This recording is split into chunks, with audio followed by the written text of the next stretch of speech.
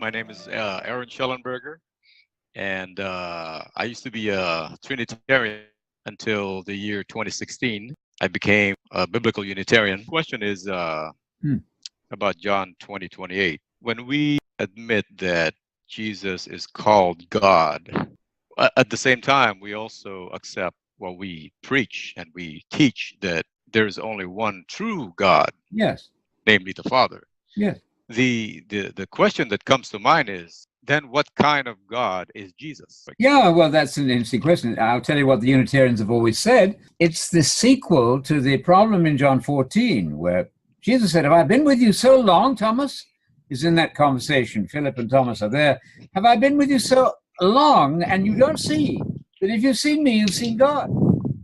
If you've heard me, you've heard God. Isn't that what's said in John 14? Do you not believe that is in verse 10? Don't you believe?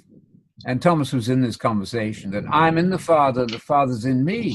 The words that I say to you, I don't speak on my own by myself. I just think it incredible that suddenly we would have two gods here. That's just not necessary. In this case, is more of a reflection of the Father.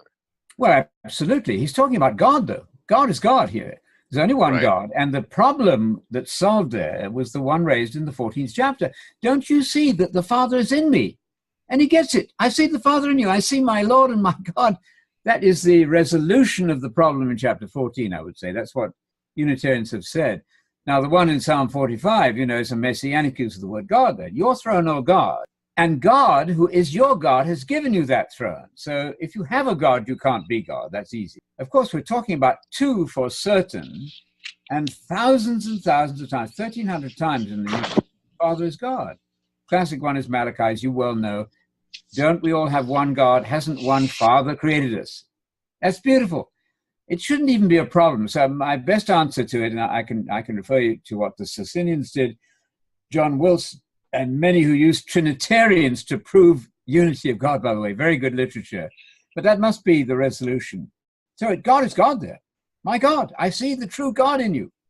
I don't find that difficult. Otherwise, I'm going to have to say, well, he's a messianic God or something. I don't think so. Nobody imagined, like saying, what sort of software did Paul have on his computer? It's a vast anachronism, of course, to imagine a Trinitarian God there. F.F. Bruce, who's very famous, I'll repeat this because it's fun, letters to me. He took an interest in me, 30 years ago, very kind, wrote handwritten letters. He said, I don't think Paul believed in the pre-existence of Jesus. James Dunn has spent a career looking at this. He also doesn't think that Jesus is Yahweh. I'm quoting from his book. Jesus is not Yahweh. He's not the God of Israel. Of course not.